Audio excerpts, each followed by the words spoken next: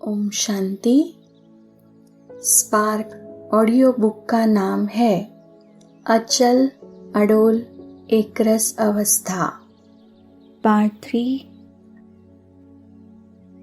एकरस स्थिति बनाने के लिए एक की याद में रहो, ट्रस्टी बनो।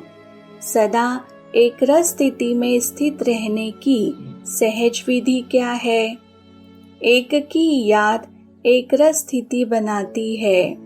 एक बाबा दूसरा न कोई, क्योंकि एक में सब समाये हुए हैं। जैसे बीज में सब समाया हुआ होता है ना। वृक्ष की एक एक चीज को याद करना मुश्किल है, लेकिन एक बीज को याद करो तो सब सहज है। तो बाप भी बीज है, जिसमें सर्व संबंधों का, सर्व प्राप्तियों का सार समाया हुआ है। एक बाप को याद करना अर्थात सार स्वरूप बनना। तो एक बाप दूसरा न कोई, यह एक की याद एक रस स्थिति बनाती है। ऐसे अनुभव करते हो या प्रवृत्ति में रहते हो तो दूसरा तीसरा तो होता है। मेरा बच्चा, मेरा परिवार, यह नहीं रहता है। फिर एक बाप तो नहीं हुआ ना। मेरा परिवार है या तेरा परिवार है? ट्रस्टी बनकर संभालते हो या गृहस्थी बनकर संभालते हो? ट्रस्टी अर्थात तेरा और गृहस्थी अर्थात मेरा। तो आप कौन हो? मेरा मेरा मानते क्या मिला? मेरा ये मेरे मेरे के विस्तार से मिला क्या? कुछ मिला या गवाया? जितना मेरा मेरा कहा उतना ही मेरा कोई नहीं रहा। तो ट्रस्टी जीवन कितनी प्यारी है। संभालते हुए भी कोई बोझ नहीं, सदा हल्के। देखो, गृहस्थी बन चलने से बोझ उठाते उठाते क्या हाल हुआ। तन भी गवाया, मन भी अशांत किया और सच्चा धन भी गवा दिया।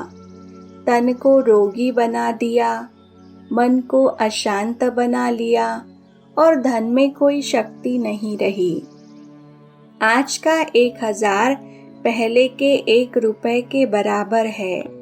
तो धन की ताकत चली गई ना। अभी जब बोझ उठाने का भी अनुभव कर लिया और हल्के रहने का भी अनुभव कर लिया, तो अनुभवी कभी धोखा नहीं खाता। कभी भी किसी भी बात में अगर माया से धोखा खाते तो धोखा खाने की निशानी क्या है? दुख की लहर। जरा भी दुख की लहर संकल्प में भी आती है तो जरूर कहाँ धोखा खाया है। तो चेक करो कि किस बात में धोखा मिला, क्यों दुख की लहर आई। सुखदाता के बच्चे हो तो सुखदाता के बच्चे को दुख की लहर आ सकती है। स्वप्न भी बदल गए। सुख के स्वप्न आए, खुशी के स्वप्न आए, सेवा के स्वप्न आए, मिलन मनाने के स्वप्न आए। संस्कार भी बदल गए तो स्वप्न भी बदल गए। अव्यक्तवाणी डेट है 3 अक्टूबर 1992। अकल्याण की सीन में भी कल्याण दिखाई दे। बाप में निश्चय है कि वही कल्प पहले वाला बाप फिर से आकर मिला है। ऐसे ही अपने में भी इतना निश्चय है कि हम भी वही कल्प पहले वाले बाप के साथ पाठ बजाने वाली विशेष आत्माएं हैं। या बाप में निश्चय ज्यादा है, अपने में कम है? अच्छा, ड्रामा में जो भी होता है उसमें भी पक्का निश्चय है। जो ड्रामा में होता है वह कल्याणकारी युग के कारण सब कल्याणकारी है। या कुछ अकल्याण भी हो जाता है। कोई मरता है तो उसमें कल्याण है। वो मर रहा है और आप कल्याण कहेंगे, कल्याण है। बिजनेस में नुकसान हो गया, यह कल्याण हुआ, तो नुकसान भी कल्याणकारी है। ज्ञान के पहले जो बातें कभी आपके पास नहीं आई, ज्ञान के बाद आई, तो उसमें कल्याण है। माया नीचे ऊपर कर रही है, कल्याण है। इसमें क्या कल्याण है? माया आपको अनुभवी बनाती है। अच्छा, तो ड्रामा में भी इतना ही अटल निश्चय हो, चाहे देखने में अच्छी बात न भी हो, लेकिन उसमें भी गुप्त अच्छाई क्या भरी हुई है वो परखना चाहिए। जैसे कई चीजें होती है, उनका बाहर से कवर अच्छा नहीं होता है, लेकिन अंदर बहुत अच्छी चीज होती है। बाहर से देखेंगे तो लगेगा पता नहीं क्या है, लेकिन पहचान कर उसे खोलकर अंदर देखेंगे तो बढ़िया चीज निकल आएगी। तो ड्रामा की हर बात को परखने की बुद्धि चाहिए। निश्चय की पहचान ऐसे समय पर आती है, परिस्थिति सामने आवे और परिस्थिति के समय निश्चय की स्थिति, तब कहेंगे निश्चय बुद्धि विजयी। तो तीनों में पक्का निश्चय चाहिए, बाप में, अपने आप में और ड्रामा में। दर्द में तड़प रहे हो और कहेंगे वाह ड्रामा वाह, उस समय चिल्लाएंगे या वाह वाह करेंगे? हाय बाबा बचाओ, यह नहीं कहेंगे। जब निश्चय है तो निश्चय का अर्थ ही है संशय का नाम निशान न हो। कुछ भी हो जाए, लेकिन अटल अचल निश्चय बुद्धि कोई भी परिस्थिति हलचल में नहीं ला सकती, क्योंकि हलचल में आना अर्थात कमजोर होना। कोई भी चीज ज्यादा हलचल में आ जाए, हिलती रहे तो टूटेगी ना। तो संकल्प में भी हलचल नहीं। ऐसे अटल अचल आत्माएं अटल राज्य के अधिकारी बनती है। सतयुग त्रेता में अटल राज्य है, कोई उस राज्य को टाल नहीं सकता। कोई और राजा लड़ाई करके राज्य छीन ले, यह हो ही नहीं सकता। इसलिए यह अविनाशी अटल राज्य गाया हुआ है। अनेक जन्म यह अटल अखंड राज्य करते हो, लेकिन कौन अधिकारी बनता? जो यहाँ संगम पर अचल अखंड रहते हैं, खंडित नहीं होते।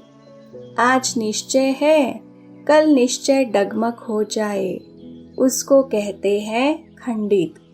तो खंडित चीज कभी पूज्य नहीं होती। अगर मूर्ति भी कभी खंडित हो जाए तो पूजा नहीं होगी। म्यूजियम में भले रखे, लेकिन पूजा नहीं होगी।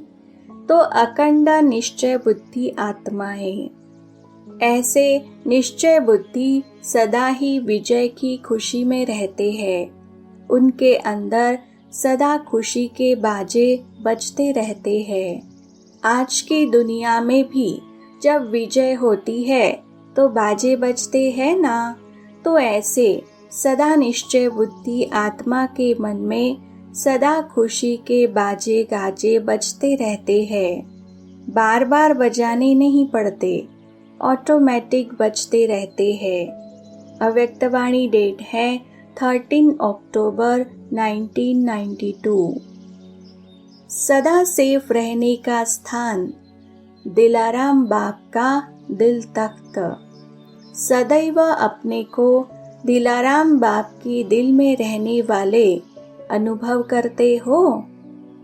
दिलाराम की दिल तख्त है ना, तो दिल तख्त नशीन आत्माएं हैं, ऐसे अपने को समझते हो। सदा तख्त पर रहते हो या कभी उतरते कभी चढ़ते हो? अगर किसको तख्त मिल जाए तो तख्त कोई छोड़ेगा? यह तो श्रेष्ठ भाग्य है जो भगवान के दिल तख्त नशीन बनने का भाग्य मिला है। इससे बड़ा भाग्य कोई हो सकता है? ऐसे प्राप्त हुए श्रेष्ठ भाग्य को भूल तो नहीं जाते हो? तो सदैव तख्त नशीन आत्माएं हैं, इस स्मृति में रहो। जो दिल में समाया हुआ रहेगा, परमात्मा दिल में समाये हुए को और कोई हिला सकता है? दिल तख्त नशीन आत्माएं सदा सेफ है, माया के तूफान से भी और प्रकृति के तूफान से भी, दोनों तूफान से सेफ।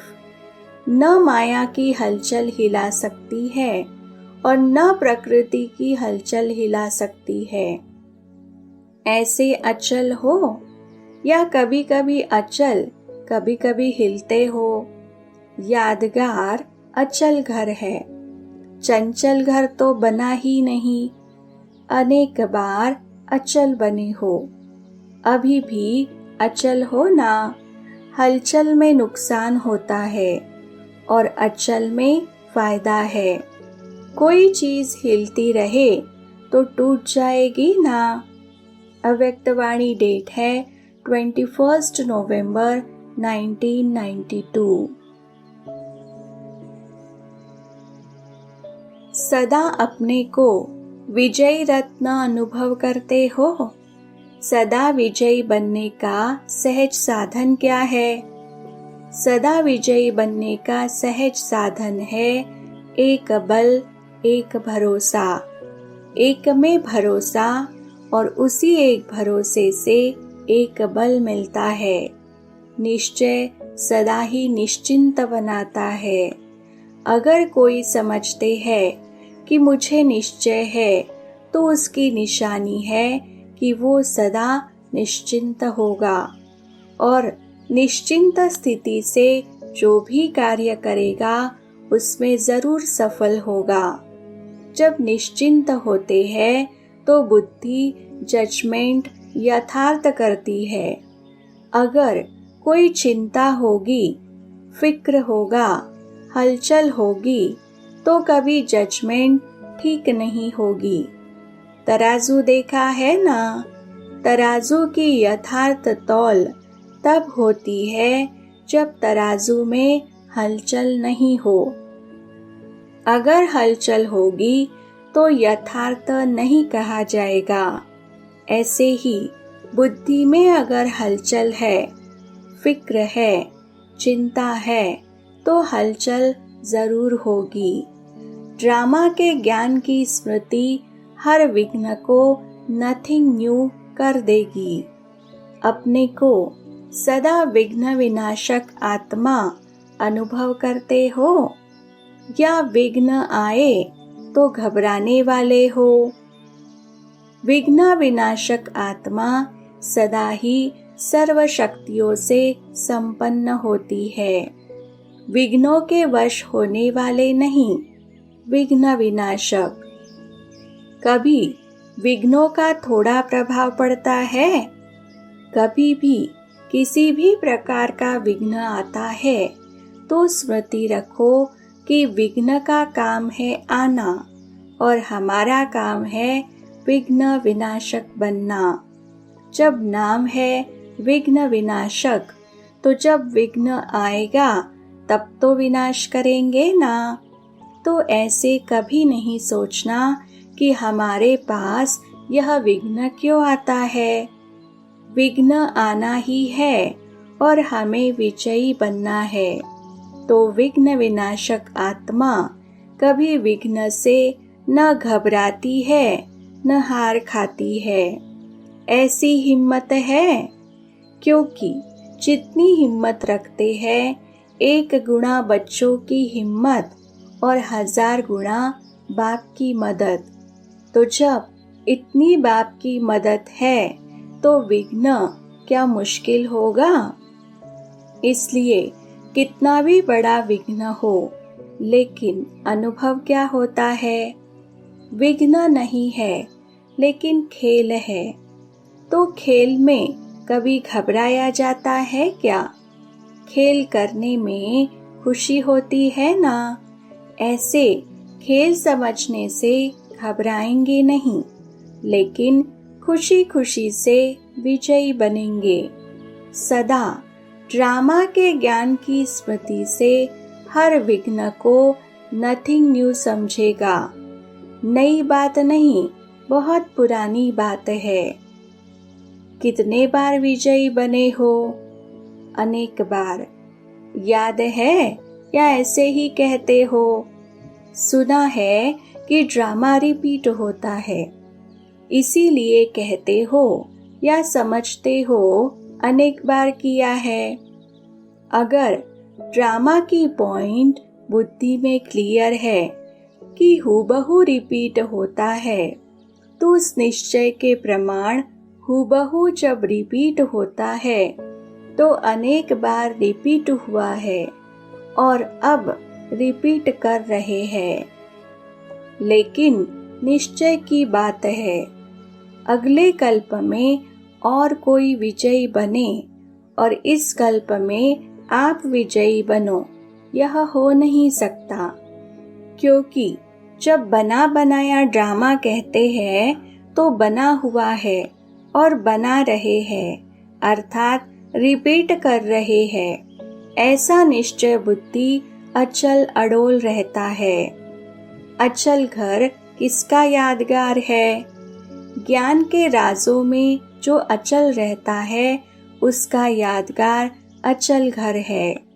तो यह नशा रहता है ना कि हम प्रैक्टिकल में अपना यादगार देख रहे हैं, जो सदा विघ्न विनाशक स्थिति में स्थित रहता है। वह सदा ही डबल लाइट रहता है। कोई बोझ है? सब कुछ तेरा कर लिया है कि आधा तेरा आधा मेरा? 75% बाप का, 25% मेरा। कभी तेरा कह दो और जब मतलब हो तो मेरा कह दो।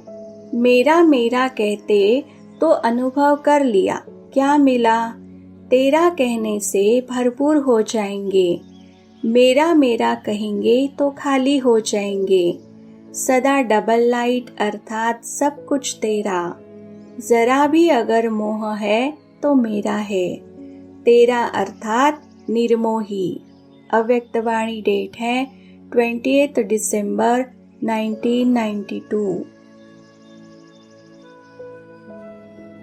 गंभीरता और हर्षित मुक्ता के बैलेंस से एक रस स्थिति का अनुभव करो।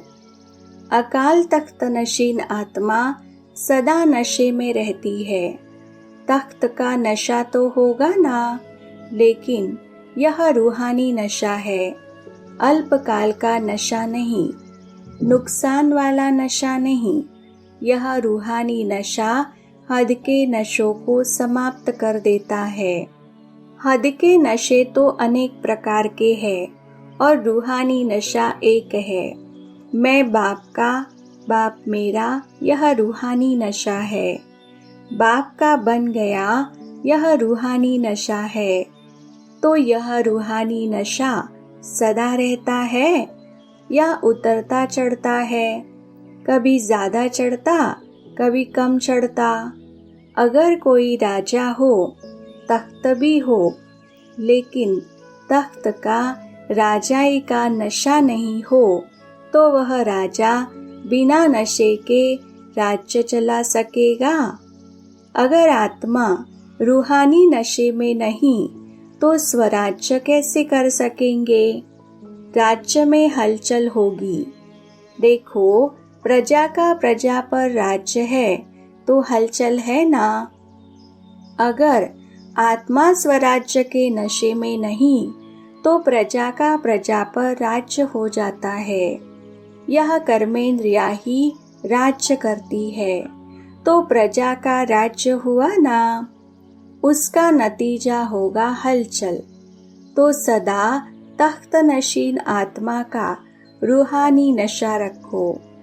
ऐसा श्रेष्ठ बाप के दिल का तख्त सारे कल्प में नहीं मिल सकता। विश्व के राज्य का तख्त तो अनेक जन्म मिलता है, लेकिन बाप के दिल तख्त नशीन सिर्फ अभी होते हैं, तो उसका फायदा लेना चाहिए ना। जो बाप के दिल तख्त नशीन है, उसके आगे कोई विघ्न, कोई समस्या नहीं आ सकती। न प्रकृति वार कर सकती, न माया वार कर सकती। दिल तख्त नशीन बनना अर्थात सहज प्रकृति जीत, माया जीत बनना। तो ऐसे प्रकृति जीत, माया जीत बने हो। प्रकृति भी हलचल में लाती है ना। प्रकृति की हलचल ब्राह्मण आत्माओं को हिला देती है, तो हलचल नहीं होनी चाहिए ना। तख्त नशीन नहीं है तो हलचल में आते हैं। अगर तख्त नशीन हो तो किसकी हिम्मत नहीं हलचल में लाए। गंभीरता और हर्षित मुखता के बैलेंस से एक रस स्थिति का अनुभव करो। आप सबका ब्रह्मा बाप से कितना प्यार है। ब्रह्मा बाप से प्यार है तो ब्राह्मण कल्चर से भी तो प्यार है। सबसे श्रेष्ठ दृष्टि है अनुभव की। अनुभव के नेत्र से जो देखते हैं, वो कभी भी किसी के कहने से हलचल में नहीं आ सकते। देखा हुआ फिर भी सोचना पड़ेगा, पता नहीं ठीक देखा नहीं देखा। लेकिन अनुभव की आँख से देखने, अनुभव करने वाली चीज सदा ही यथार्थ होती है। सभी अनुभव तो किया है ना। अगर 1,00,000 आत्माएं आपको कहे कि ब्रह्मा बाप को देखा नहीं है आपने, तो क्या कहेंगे? कहेंगे देखा है। इससे कोई आपको हटा नहीं सकता। न कोई कंफ्यूज होना और न कभी किसी बात से मूड चेंज करना। सदा हर कर्म में फॉलो ब्रह्मा बाप। ब्रह्मा बाप भी सदा हर्षित और गंभीर दोनों के बैलेंस की एक रस स्थिति में रहे, तो फॉलो फादर। और कोई माया तो नहीं आती है ना। सदा अपने को विजयी अर्थात मायाजीत अनुभव करते उड़ते चलो, तो सभी मायाजीत हो ना। संकल्प में भी माया नहीं आती। वेस्ट थॉट्स या व्यर्थ संकल्प के रूप में आती है, तो मायाजीत का टाइटल मिल गया कि लेना है। अव्यक्त वाणी डेट है 31 दिसंबर 1992। अचल अड़ोल बनने के लिए रोज 3 बिंदियों का तिलक लगाओ।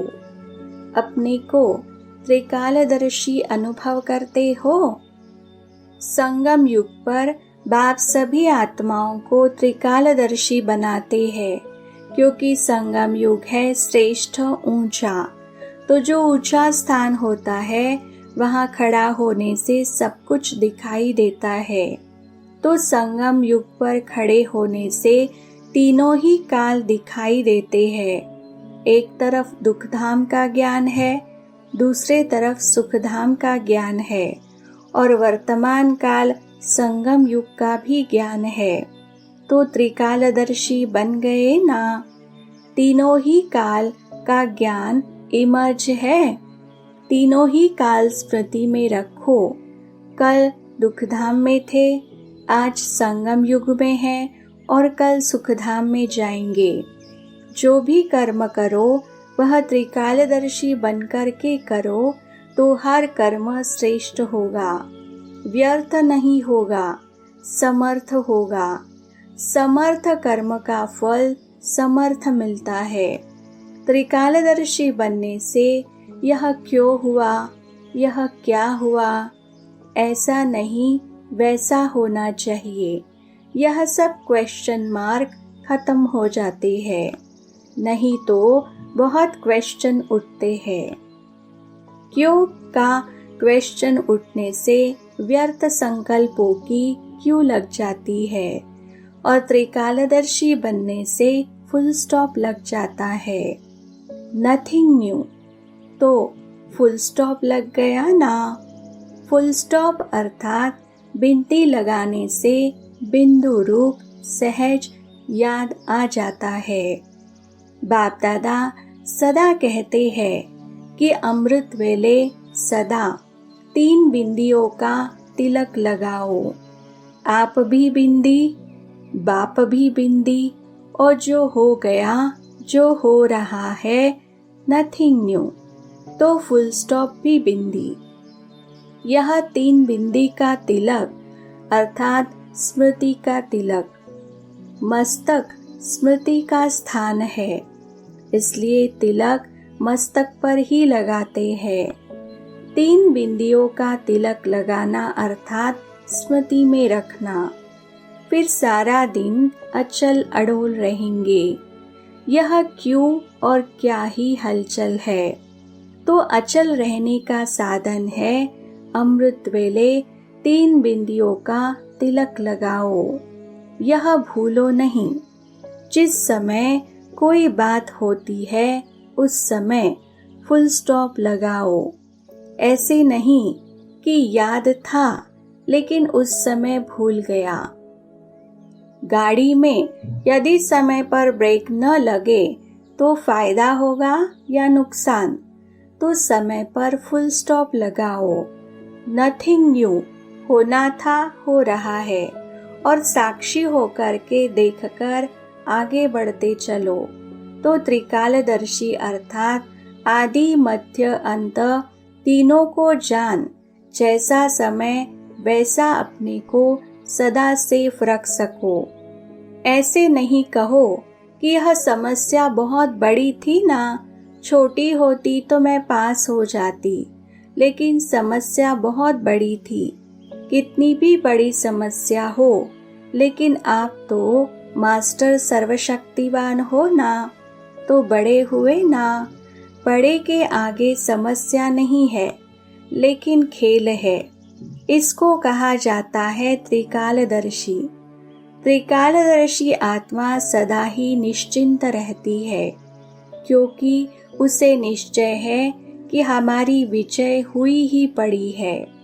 जब अपने को जिम्मेवार समझते हो तब चिंता होती है, और बाप को जिम्मेवार समझते हो तो निश्चिंत हो जाते हो। कई बार कहते हैं ना, क्या करे, जिम्मेवारी है ना, निभाना पड़ता है, लेकिन ट्रस्टी बन निभाओ। गृहस्थी बनकर निभा नहीं सकेंगे। ट्रस्टी बनकर के निभाने से सहज भी होगा और सफल भी होंगे। तो सब चिंता छोड़कर जाना। जिनके पास थोड़ी बहुत हो तो छोड़कर जाना, साथ नहीं ले जाना। वैसे तीर्थ पर कुछ छोड़ कर आते हैं ना, तो यह भी महान तीर्थ है ना। तो सदा के लिए निश्चिंत निश्चय बुद्धि, समझा। किचड़ा साथ में नहीं रखा जाता है। माताओं को आदत होती है, पुरानी चीज भी होगी तो गांठ बांधकर रख देगी, तो यह भी गांठ बांधकर नहीं जाना। माताएं गठरी बांधती है, पांडव जेब में रखते हैं, तो इसे छोड़कर निश्चिंत अर्थात सदा अचल अडोल स्थिति में रहना। अव्यक्तवाणी डेट है 9 जनवरी 1993। अचल स्थिति बनाने के लिए मास्टर सर्वशक्तिमान का टाइटल स्मृति में रखो। स्वयं को सदा सर्व खजानों से भरपूर अर्थात संपन्न आत्मा अनुभव करते हो, क्योंकि जो संपन्न होता है तो संपन्नता की निशानी है कि वो अचल होगा, हलचल में नहीं आएगा। जितना खाली होता है उतनी हलचल होती है, तो किसी भी प्रकार की हलचल चाहे संकल्प द्वारा, चाहे वाणी द्वारा, चाहे संबंध संपर्क द्वारा, किसी भी प्रकार की हलचल अगर होती है तो सिद्ध है कि खजाने से संपन्न नहीं है। संकल्प में भी, स्वप्न में भी अचल, क्योंकि जितना जितना मास्टर सर्वशक्तिमान स्वरूप की स्मृति इमर्ज होगी, उतना ये हलचल मर्ज होती जाएगी। तो मास्टर सर्वशक्तिमान की स्मृति प्रत्यक्ष रूप में इमर्ज हो। जैसे शरीर का ऑक्यूपेशन इमर्ज रहता है, मर्ज नहीं होता, ऐसे यह ब्राह्मण जीवन का ऑक्यूपेशन इमर्ज रूप में रहे। तो यह चेक करो, इमर्ज रहता है या मर्ज रहता है। इमर्ज रहता है तो उसकी निशानी है हर कर्म में वह नशा होगा और दूसरों को भी अनुभव होगा कि यह शक्तिशाली आत्मा है। तो कहा जाता है हलचल से परे अचल। अचल घर आपका यादगार है। तो अपना ऑक्यूपेशन सदा याद रखो कि हम मास्टर सर्वशक्तिमान है, क्योंकि आजकल सर्व आत्माएं अति कमजोर है। तो कमजोर आत्माओं को शक्ति चाहिए। शक्ति कौन देगा? जो स्वयं मास्टर सर्वशक्तिमान होगा। किसी भी आत्मा से मिलेंगे तो वो क्या अपनी बातें सुनाएंगे? कमजोरी की बातें सुनाते हैं ना। जो करना चाहते हैं वो कर नहीं सकते, तो इसका प्रमाण है कि कमजोर है। और आप जो संकल्प करते हो वो कर्म में ला सकते हो। तो मास्टर सर्वशक्तिमान की निशानी है कि संकल्प और कर्म दोनों समान होगा। ऐसे नहीं कि संकल्प बहुत श्रेष्ठ हो और कर्म करने में वो श्रेष्ठ संकल्प नहीं कर सको। इसको मास्टर सर्वशक्तिमान नहीं कहेंगे। तो चेक करो कि जो श्रेष्ठ संकल्प होते हैं वो कर्म तक आते हैं या नहीं आ सकते। मास्टर सर्वशक्तिमान की निशानी है कि जो शक्ति जिस समय आवश्यक हो उस समय वो शक्ति कार्य में आए। तो ऐसे है या आह्वान करते हो, थोड़ा देरी से आती है। जब कोई बात पूरी हो जाती है, पीछे स्मृति में आए कि ऐसा नहीं ऐसा करते, तो इसको कहा जाता है समय पर काम में नहीं आई। जैसे स्थूल कर्मेंद्रिया ऑर्डर पर चल सकती है ना। हाथ को जब चाहो जहाँ चाहो वहाँ चला सकते हो। ऐसे यह सूक्ष्म शक्तियाँ इतने कंट्रोल में हो, जिस समय जो शक्ति चाहो काम में लगा सको। तो ऐसी कंट्रोलिंग पावर है। ऐसे तो नहीं सोचते कि चाहते तो नहीं थे लेकिन हो गया। तो सदा अपनी कंट्रोलिंग पावर को चेक करते हुए शक्तिशाली बनते चलो। सब उड़ती कला वाले हो कि कोई चढ़ती कला वाला, कोई उड़ती कला वाला। वह कभी उड़ती, कभी चढ़ती, कभी चलती कला हो जाती है। बदली होता है, वह एक रस आगे बढ़ते रहते हो। कोई विघ्न आता है तो कितने समय में विजयी बनते हो? टाइम लगता है, क्योंकि नॉलेजफुल हो ना, तो विघ्नों की भी नॉलेज है। नॉलेज की शक्ति से विघ्न वार नहीं करेंगे, लेकिन हार खा लेंगे। इसी को ही मास्टर सर्वशक्तिमान कहा जाता है। तो अमृत वेले से इस ऑक्यूपेशन को इमर्ज करो और फिर सारा दिन चेक करो। सदा एक रस स्थिति के आसन पर स्थित रहने वाले ही तपस्वी है। सभी अपने को तपस्वी आत्माएं अनुभव करते हो। तपस्वी अर्थात सदा अपनी तपस्या में रहने वाले। तो तपस्या क्या है? एक बाप दूसरा न कोई, ऐसे तपस्वी हो या दूसरा तीसरा भी कोई है। तपस्वी सदा आसनधारी होते हैं। कोई न कोई आसन पर तपस्या करते हैं। तो आपका आसन कौन सा है? स्थिति आपका आसन है। जैसे एक रस स्थिति यह आसन हो गया, फरिश्ता स्थिति यह आसन हो गया। तो आसन पर स्थित होते हैं ना, बैठते हैं अर्थात स्थित हो जाते हैं। तो इन श्रेष्ठ स्थितियों में स्थित हो जाते हो, टिक जाते हो। इसी को आसन कहा जाता है।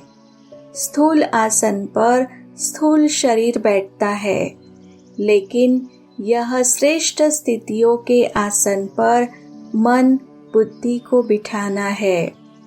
मन बुद्धि द्वारा इन स्थितियों में स्थित हो जाते हो अर्थात बैठ जाते हो। ऐसे तपस्वी हो तो अच्छा आसन मिला है ना। यहाँ है आसन, फिर भविष्य में मिलेगा सिंहासन। तो जितना जो आसन पर स्थित रहता वो उतना ही सिंहासन पर भी स्थित रह सकता है। जितना समय चाहो, जब चाहो तब आसन रूपी स्थिति में स्थित होते हो ना। होते हो या हलचल होती है? क्या होता है? जैसे देखो, शरीर आसन पर नहीं टिक सकता तो हलचल करेगा ना। ऐसे मन हलचल तो नहीं करता। अचल है या हलचल भी है कि दोनों है? सदा अचल अडोल, जरा भी हलचल नहीं हो। अगर कभी हलचल और कभी अचल है तो सिंहासन भी कभी मिलेगा कभी नहीं मिलेगा। तो सदा का राज्य भाग्य लेना है या कभी कभी का? और स्थित सदा होना है या कभी कभी? कितना भी कोई हिलावे लेकिन आप अचल रहो। परिस्थिति श्रेष्ठ है या स्वस्थिति श्रेष्ठ है? कभी परिस्थिति वार कर लेती है तो सोचो कि ये परिस्थिति पावरफुल या स्वस्थिति पावरफुल। तो इस स्थिति से कमजोर से शक्तिशाली बन जाएंगे। आप तपस्वी आत्माओं की स्थिति का यादगार आजकल के तपस्वियों ने कॉपी की है, लेकिन उल्टी की है। आप तपस्वी एक रस स्थिति में एकाग्र होते हो और आजकल के क्या करते हैं? एक टांग पर खड़े हो जाते हैं। तो कहाँ एक रस स्थिति और कहाँ एक टांग पर स्थित रहना, फर्क हो गया ना। आपका कितना सहज है और उन्हों का कितना मुश्किल है। तो सहज योगी हो ना। एक को याद करना सहज है व अनेकों को याद करना सहज है। तो द्वापर से क्या किया? अनेकों को याद किया और अभी क्या करते हो? एक को याद करते हो ना। एक को याद करना सहज है या मुश्किल है? माया आती है, आएगी तो अंत तक, लेकिन माया का काम है आना और आपका काम है विजय प्राप्त करना। माया आए तभी तो माया जीत बनेंगे ना। तो माया का आना बुरी बात नहीं है, लेकिन हार खाना कमजोरी है। तो माया जीत हो ना। सदा ये याद रखो कि अनेक बार के विजयी है और सदा विजयी रहेंगे। इस समय देखो प्रकृति कितना दुख देती है। थोड़ा सा भी तूफान आया, थोड़ा सा धरनी हलचल में आई, कितनों को दुख मिलता है। तो आपके लिए सुखदाई प्रकृति है और लोगों के लिए दुखदाई। कोई भी दुख की घटना देखते हो, सुनते हो तो दुख की लहर आती है। कभी पोतरा धोतरा दुखी होता हो तो दुख की लहर आती है। दुख धाम से न्यारे हो गए, संगम पर हो या कलयुग में हो, तो दुख धाम से किनारा कर लिया या कि थोड़ा थोड़ा सुख धाम से लगाव है। बिल्कुल न्यारे हो गए या हो रहे हो, तो सदा समय और स्वयं को याद रखो।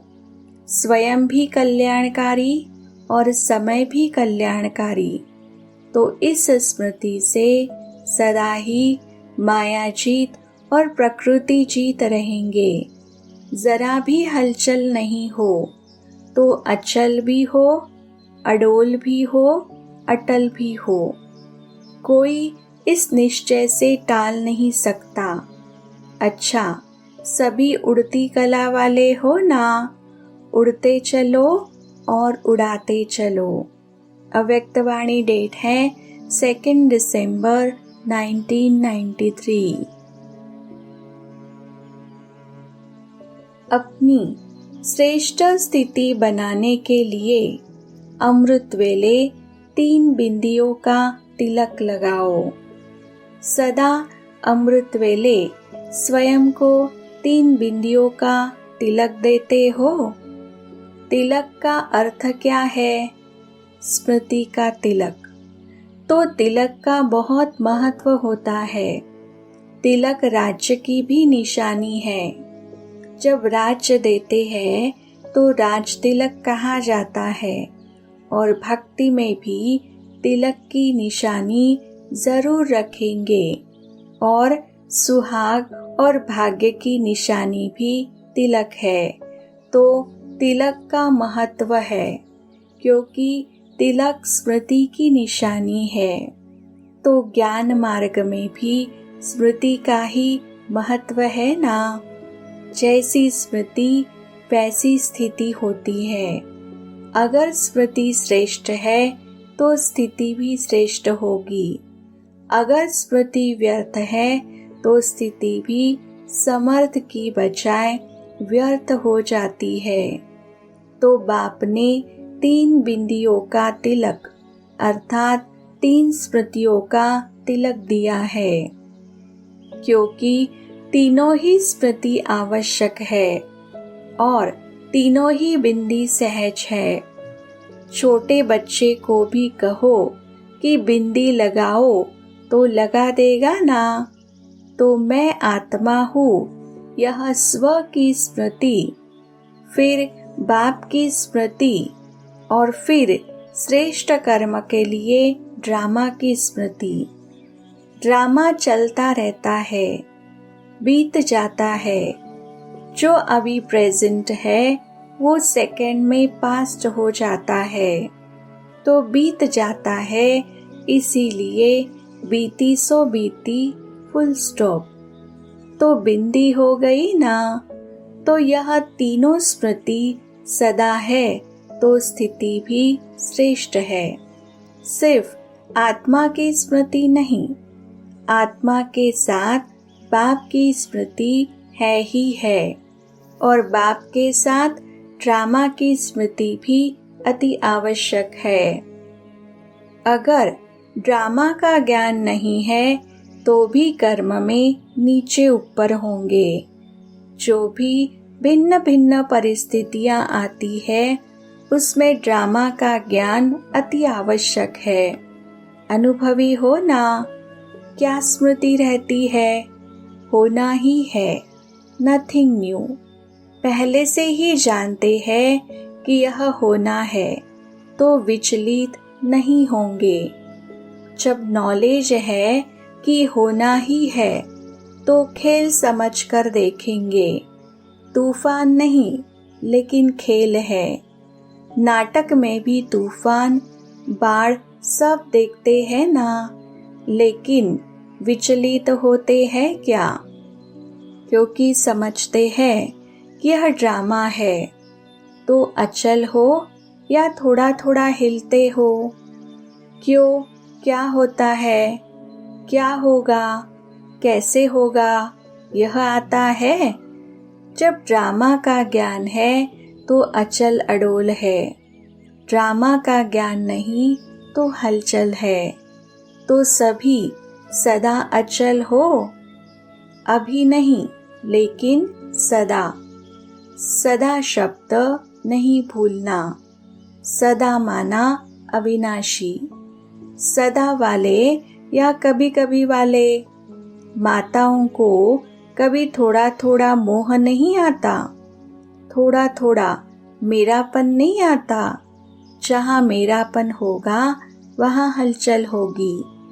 हद का मेरा नहीं, बेहद का मेरा। वह है मेरा बाबा। हद का मेरा मेरा बहुत है, तो हद का मेरापन नहीं है। पांडव क्या समझते हैं? मेरी रचना, मेरी दुकान, मेरा पैसा, मेरा घर, कुछ नहीं आता। सब तेरा कर दिया कि थोड़ा किनारे रखा है।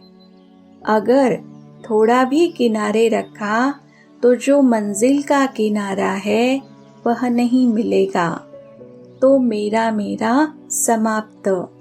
सदा स्मृति के तिलकधारी आत्माएं। तो जहाँ स्मृति है वहाँ समर्थी है। स्मृति नहीं तो समर्थी भी नहीं। तो सभी संतुष्ट हो या कोई असंतुष्टता है? अनेक जन्म असंतुष्ट रहे, अब भी असंतुष्ट रहे तो क्या कहेंगे?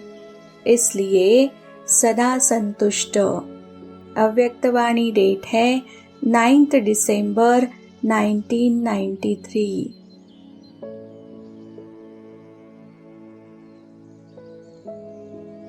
एक बल एक भरोसे द्वारा सदा एक रस स्थिति का अनुभव करो। सभी एक बल एक भरोसे का अनुभव करते हो। एक बल एक भरोसे वाले की निशानी क्या होगी? एक बल एक भरोसे में रहने वाली आत्मा सदा एक रस स्थिति में स्थित होगी। एक रस स्थिति अर्थात सदा अचल, हलचल नहीं। तो ऐसे रहते हो कि कभी हलचल कभी अचल। हलचल के समय एक बल एक भरोसा कहेंगे या अनेक बल अनेक भरोसा कहेंगे? जब एक बाप द्वारा सर्व शक्तियाँ प्राप्त हो जाती है तो एक बल एक भरोसा चाहिए ना। एक को भूलते हो तभी हलचल होती है। तो अचल रहने वाले हो ना। यहाँ आपका यादगार कौन सा है? अचल घर है या हलचल घर है? या अचल घर कभी हलचल घर हो जाता है? यादगार आपका ही है ना।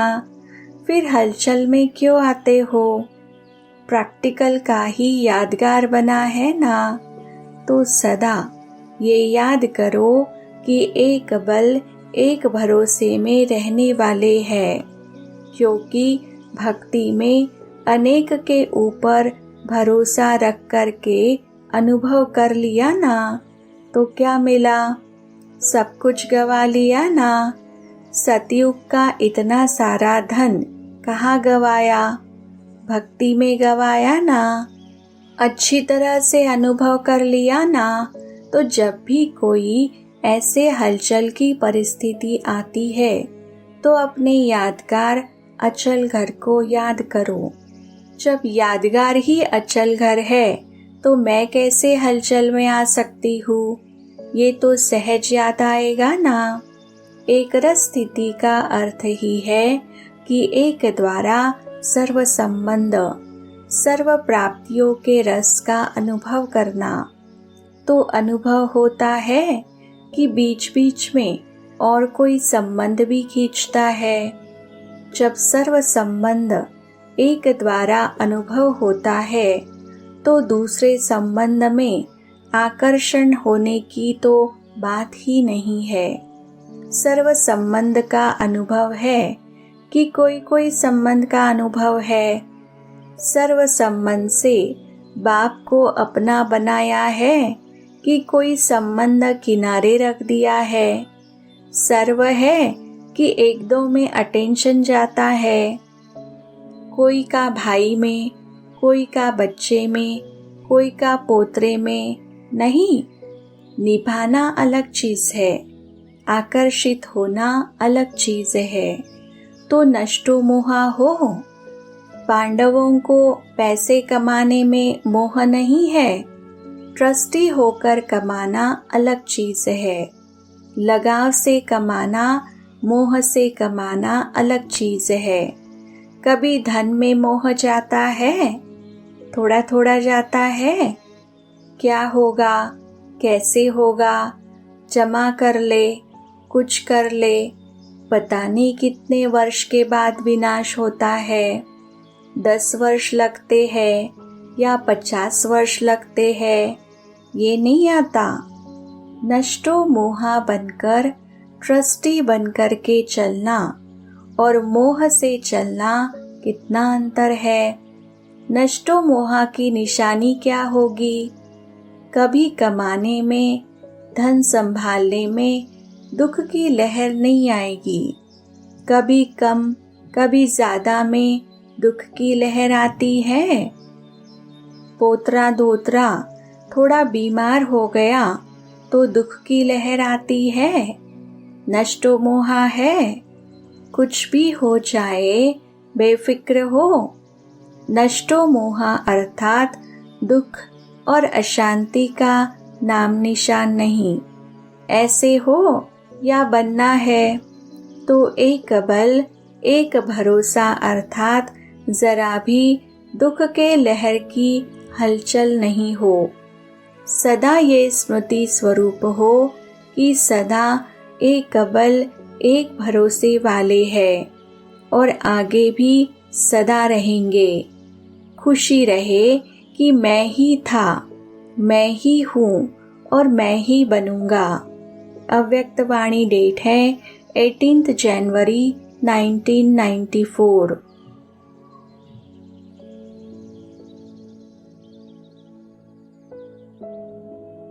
आप ब्राह्मण जितने संपन्न बनते जाएंगे उतना भविष्य में प्रकृति भी प्रगति को प्राप्त करेगी, क्योंकि प्रकृति समय प्रति समय अपना सिग्नल दिखा रही है।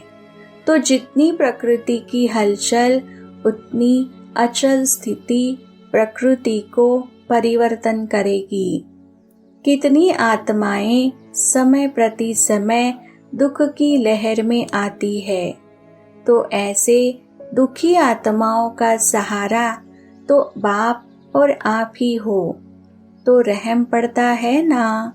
जब समाचार सुनते हो तो क्या दिल में आता है? Nothing new.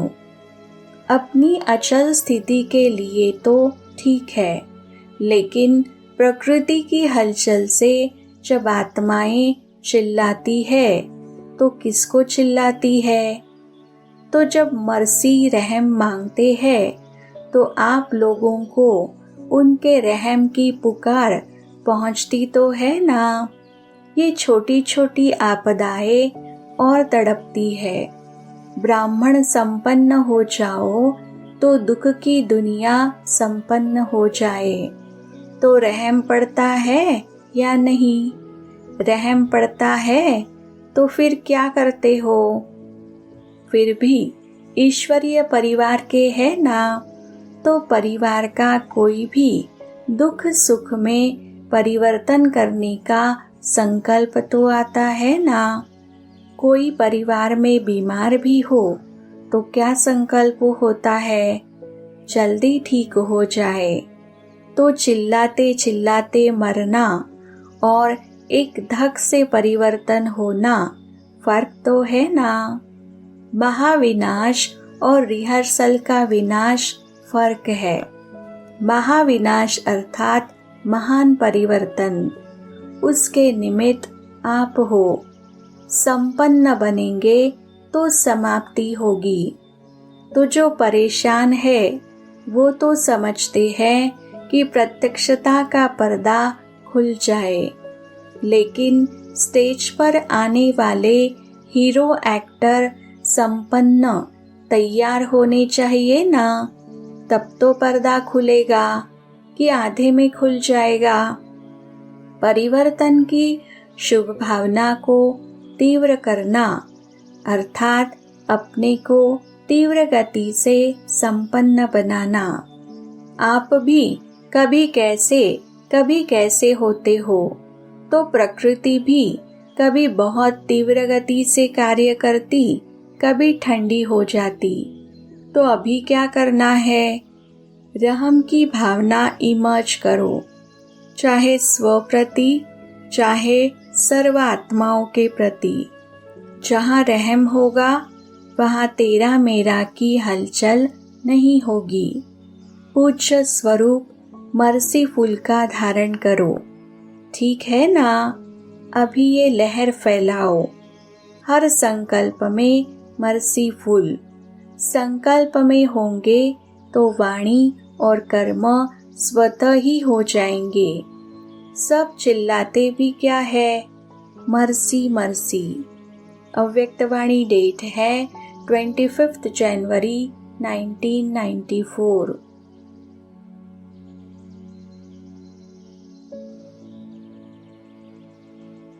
दुनिया के लिए कुछ भी हो जाए, आपको निर्भय और हर्षित मुख हो खेल देखना है। खेल में खून भी दिखाते हैं तो प्यार भी दिखाते हैं, लड़ाई भी दिखाते हैं तो अच्छी बातें भी दिखाते हैं। फिर खेल में भय होता है क्या? क्या होगा, क्या हुआ, क्या हुआ, यह सोचते हैं क्या? मजे से बैठकर देखते हैं तो यह भी बेहद का खेल है। अगर जरा भी भय व घबराहट होगी, क्या हो गया, क्या हो गया, ऐसा तो होना नहीं चाहिए, क्यों हो गया, तो ऐसी स्थिति वाले को इफेक्ट आएगा। अच्छे में अच्छी स्थिति और गड़बड़ की स्थिति में खुद भी गड़बड़ में आ जाएंगे, हलचल में आ जाएंगे। होने दो खेल, मजे से देखो, घबराना नहीं। हाय यह क्या हो गया, संकल्प में भी नहीं आए। कुछ होगा नहीं होगा। बाप दादा कहते हैं आप लोगों ने ही प्रकृति को सेवा दी है कि खूब सफाई करो, उसको लंबा लंबा झाड़ू दिया है, सफा करो। तो घबराते क्यों हो? आपके ऑर्डर से वह सफाई कराएगी तो आप क्यों हलचल में आते हो? आपने ही तो ऑर्डर दिया है। तो अचल अडोल बन मन और बुद्धि को बिल्कुल शक्तिशाली बनाएं, अचल अडोल स्थिति में स्थित हो जाओ। प्रकृति का खेल देखते चलो, घबराना नहीं। आप अलौकिक हो, साधारण नहीं हो। साधारण लोग हलचल में आएंगे, घबराएंगे। अलौकिक मास्टर सर्वशक्तिवान आत्माएं खेल देखते अपने विश्व कल्याण के कार्य में बिजी रहेंगे। अगर मन और बुद्धि को फ्री रखा तो घबराएंगे। मन और बुद्धि से लाइट हाउस हो, लाइट फैलाएंगे। इस कार्य में बिजी रहेंगे तो बिजी आत्मा को भय नहीं होगा, साक्षीपन होगा। और कोई भी हलचल हो, अपने बुद्धि को सदा ही क्लियर रखना। क्यों क्या में बुद्धि को बिजी व भरा हुआ नहीं रखना, खाली रखना। एक बाप और मैं तब समय अनुसार चाहे पत्र, टेलीफोन, टीवी व आपके जो भी साधन निकले हैं वह नहीं भी पहुँचे तो बाप दादा का डायरेक्शन क्लियर कैच होगा। यह साइंस के साधन कभी भी आधार नहीं बनाना। यूज करो लेकिन साधनों के आधार पर अपनी जीवन को नहीं बनाओ। कभी कभी साइंस के साधन होते हुए भी यूज नहीं कर सकेंगे, इसलिए साइलेंस का साधन जहाँ भी होंगे, जैसी भी परिस्थिति होगी, बहुत स्पष्ट और बहुत जल्दी काम में आएगा। लेकिन अपने बुद्धि की लाइन क्लियर रखना। चारों ओर हलचल है। प्रकृति के सभी तत्व खूब हलचल मचा रहे हैं। एक तरफ भी हलचल से मुक्त नहीं है। व्यक्तियों की भी हलचल है, प्रकृति की भी हलचल है। ऐसे समय पर जब इस सृष्टि पर चारों ओर हलचल है तो आप क्या करेंगे? सेफ्टी का साधन कौन सा है? सेकंड में अपने को विदेही, अशरीरी व आत्म अभिमानी बना लो तो हलचल में अचल रह सकते हो। अभी ट्रायल करो। 1 सेकंड में मन बुद्धि को जहाँ चाहो वहाँ स्थित कर सकते हो। इसको कहा जाता है साधना। अव्यक्तवाणी डेट है 13 फरवरी 1999। अच्छा, ओम शांति।